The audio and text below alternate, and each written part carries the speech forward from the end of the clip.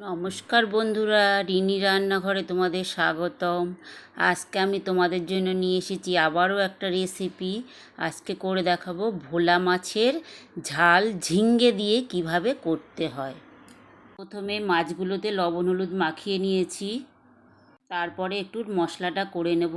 আমি পেঁয়াজ দিয়েছি, কাঁচা লঙ্কা দিয়েছি, একটু সাদা সর্ষে দিয়েছি আর একটু লবণ দিয়ে আমি ভালো করে এটা মিক্সার গ্রাইন্ডারে পেস্ট করে নেব।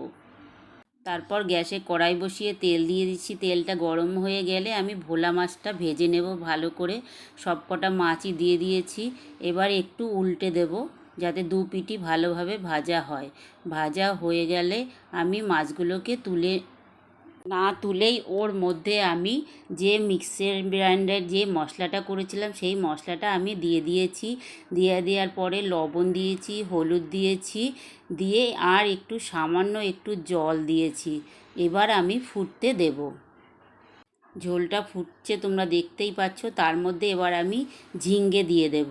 ঝিঙ্গেটা দিয়ে আবারও ভালো করে মিশিয়ে নিয়ে আমি ফুটতে দিয়েছি আর তার মধ্যে 3টে কাঁচা লঙ্কা দিয়ে দিয়েছি। এবার ঝোলটা ফুটতে থাকুক। ঝোলটা ফুটে উঠেছে বন্ধুরা, তোমরা দেখতেই পাচ্ছ। আমি ঝোলটাকে এবার নামিয়ে নিয়ে পরিবেশন করব। আমার ঝোলটা নামিয়ে নিয়ে পরিবেশন করছি বন্ধুরা। তোমরা দেখতেই পাচ্ছ এত সুন্দর একটা কালার হয়েছে আর উপর থেকে তেলটা একদম ভেসে উঠেছে। তাহলে বন্ধুরা তোমরাও এইভাবে ভোলা মাছের ঝাল ঝিঙ্গে দিয়ে করে দেখো তোমাদেরটাও কেমন হয় আর আমারটা কেমন হয়েছে বন্ধুরা তোমরা কমেন্ট করতে ভুলো না।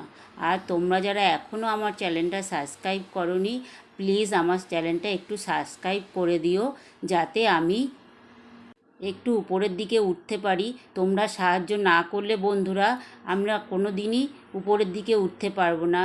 তাই বলি তোমরা লাইক কমেন্ট প্লিজ সাবস্ক্রাইব করতে ভুলো না বন্ধুরা।